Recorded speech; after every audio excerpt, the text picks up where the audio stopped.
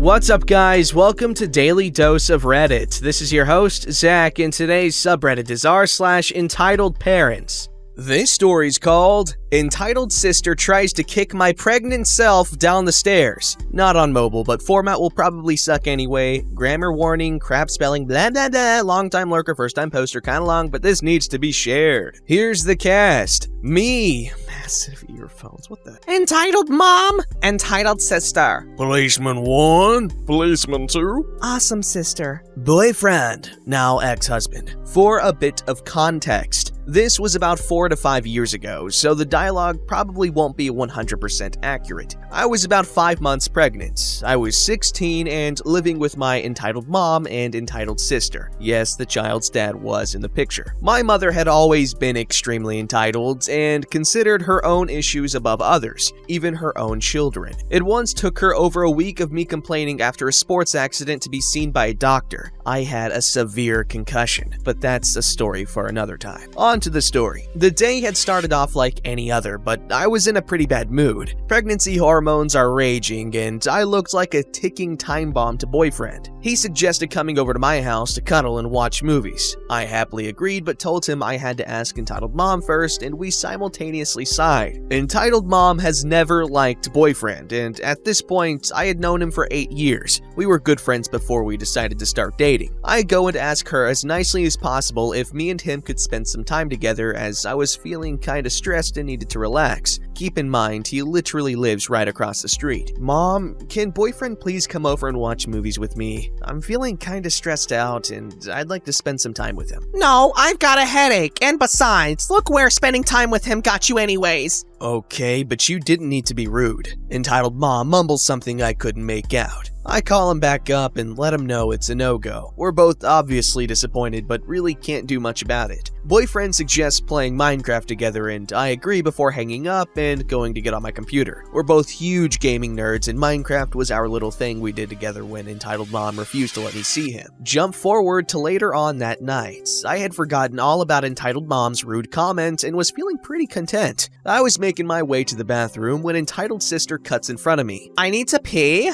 Okay, can I go first? I really gotta go. No, I was here first, and you should have gone sooner if you needed to go that badly. Fine. Entitled sister takes a whole 5 minutes, but for a pregnant chick, it feels like forever. Finally, entitled sister comes out and goes down the hall into her room. I walk in and didn't even get the chance to shut the door before entitled mother pushes it back open. I need to take a bath. Okay, just let me pee real quick. No, get out. I need to take a bath first. I contained my sigh and walked back out the door. I go back to my room and 10 minutes later, I'm dangerously close to pissing myself. I go to the bathroom door and knock. Mom, I really need to pee. Can I please come in and use the bathroom?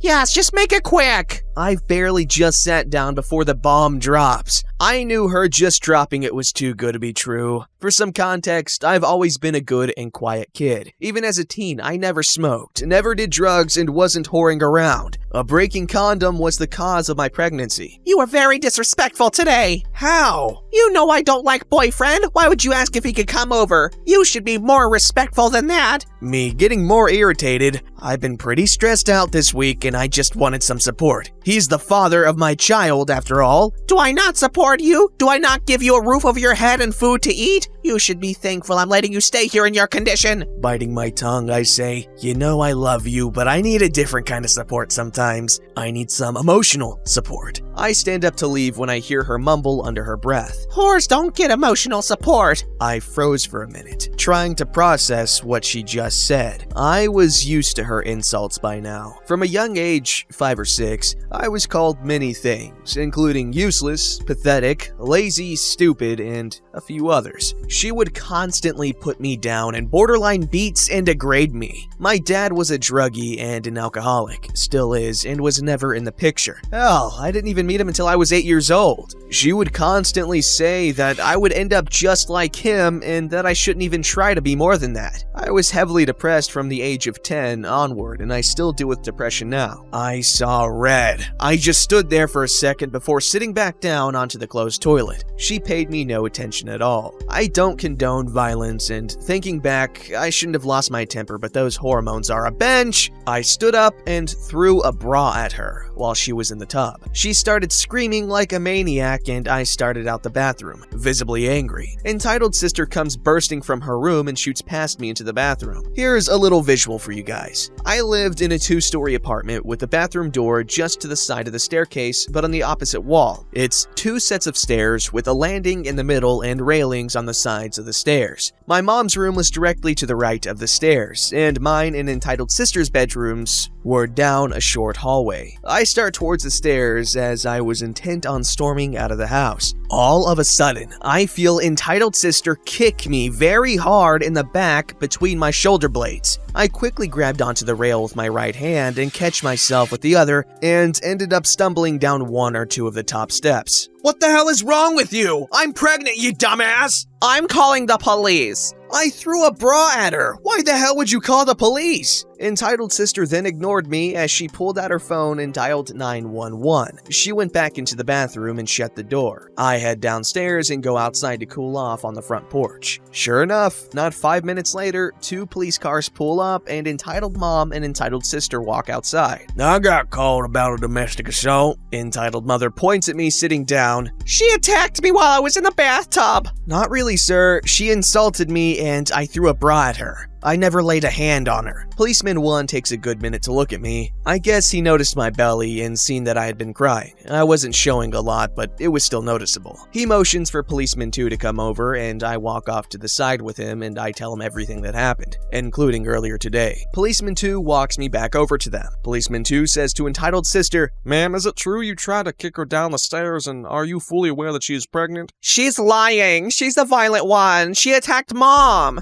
Do you have any proof of Entitled sister doing this? I turn around and lift up my long hair, and lo and behold, there is a partially visible shoe print on my back. Policeman 1 asks if he can look, and I consent to him pulling down the collar of my t-shirt, only for them to see a sizable bruise starting to form. Policeman 1 asks if Entitled sister can explain this, but she clams up completely, and Entitled mom acts like there is nothing there. Policeman 1 leads me off towards one of the cars while Policeman 2 stands with them. "I'm gonna tell you what I'm gonna do. I'm gonna have you call someone to come and pick you up for the night. I need to ask you, would you like to press charges against Entitled sister?" Thinking back now, I wish I had. I told him that doing that would only make my home life worse than it is now. He said that since I was 16, I should look into emancipation. I denied an ambulance ride, stating that I would get checked out in the morning. Entitled sister was told that no charges would be pressed against her for assault of a pregnant woman. I still watched the color drain from her face regardless. Meanwhile, I called Awesome Sister and filled her in on what happened. She got there almost as quick as the cops did, and we had a long chat on the ride to her house. Entitled mom is still entitled, but so much less than she used to be. When I turned 18, I verbally tore her a new one, and with no danger of getting kicked out, as I then lived with boyfriend, who I was married to at the time. Entitled sister is no longer entitled, and we get along great. Realizing she almost went to jail, she did a complete 180 on life and is now a healthy, responsible, and unentitled adult. Wait a second, it says that she did a complete 180, but she says looking back she wished she pressed charges? What? If she changed her ways, why would you want to put her in jail, man? What? Anyways, this is definitely a story of horrible behavior, but I'm glad they more or less changed their ways.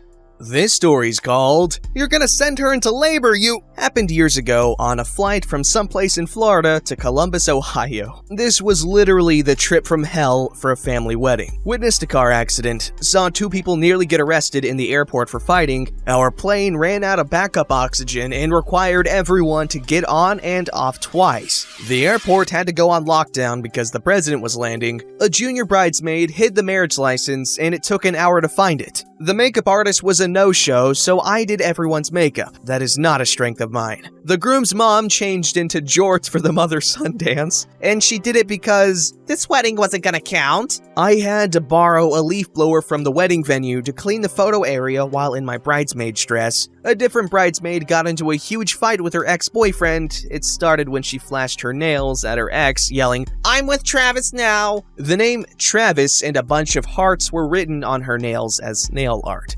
Another bridesmaid broke the stiletto heel of her shoe when it slid into a bullet hole in the floor of the rehearsal venue, etc. Regular Florida stuff. Literally, the list keeps going and would make for a decent comedic movie if I hadn't had to live it. All that said, this interaction on the last flight of our trip back was just maddening. Only my dad and I attended this family wedding. My mom was essentially boycotting it, and my brother couldn't get the time off. The two of us were on our way back north and flying southwest, which is key to the story since it's a seating free-for-all. When this happened, for the first time on the trip, we were in boarding group B or C rather than D. We didn't really care where we sat since we are fully grown adults, but it's always nice to sit near family. We ended up picking a set of seats towards the back of the plane and noticed this poor guy sweating bullets. He looks terrified. The whole thing was a little alarming until a flight attendant walked by and asked the man how things were going. Turns out he was scared of flying. After hearing that, the flight team took mercy on the guy and let him board early. To help settle his nerves, they pick him a seat in the last row of the plane, saying it was the safest part of the aircraft in an accident. Putting him there also meant the flight attendants would be seated nearby and could help if something went wrong. I'll call this guy Trevor. Not much later, next boards this witch and her awful father, which appears to be pregnant, though not alarmingly so, if that makes sense. She's snapping her gum loudly, a tick of mine, and starts complaining about the lack of remaining seat options. Rather than take the row of seats in front of my father and I that were open, she turns her eyes towards Trevor in the back row,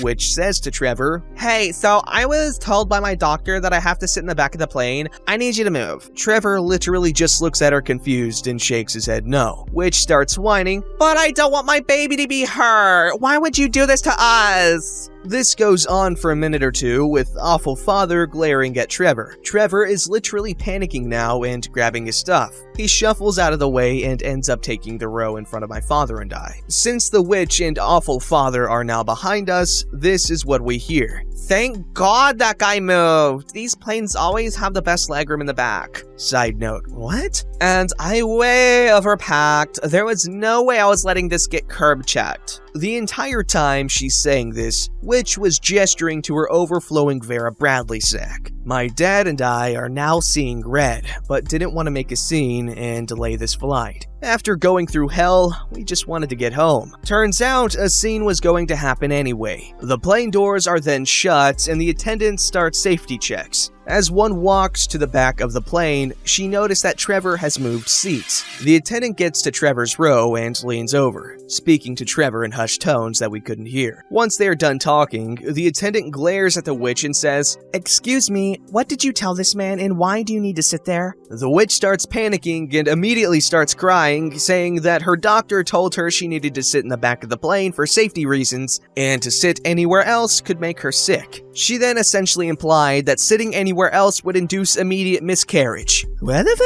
That's clearly a lie, and the flight attendant is starting to lose her temper. She too was on Trevor's side, and being forced to move didn't help matters. The flight attendant then starts pushing back, saying, "If you're so high risk, why are you even flying? Do you not want your baby?" In response, the witch starts screeching unintelligibly. The only stuff that made sense were the phrases, "You're gonna get fired, you dumb bench, I'll sit where I want, and my baby is more important than you." While Witch is screaming, Awful Father starts digging around in his bag ominously and yelling something along the lines of, "If this baby dies, it's because of you. You're gonna send her into labor, you bench. I won't let you kill my first grandbaby." Since everyone is seated, except for everyone screaming, one of the other attendants runs to the back, calms down the yelling attendant, and tells everyone to just sit if we want to take off. For the rest of the flight, the angry attendant sat in the jump seat closest to the witch and Awful Father, glaring, while Witch and Awful Father just casually keep saying snarky things in her direction. "The customer is always right. You're so gonna get fired. Just see if we'll fly you guys again. And worst of all, we get what we want." Thankfully, in addition to my dad and I checking in on Trevor, the glaring flight attendant was checking in on him too. We all ultimately made it to our destination, but to end this story, police were indeed waiting at the gate when our plane arrived. Reaching into a bag on a plane and making threats, awful father, is a terrible idea if you don't want to be arrested. Oh, and P.S., the married couple did end up getting divorced. That's a pretty good story too for a different day. You know, reading that story was like sleeping in wet clothes. Oh, it was just so uncomfortable. Not because it was a bad story, but just because of all this stuff. Ugh. Don't forget to like, subscribe, and hit that bell to never miss an episode.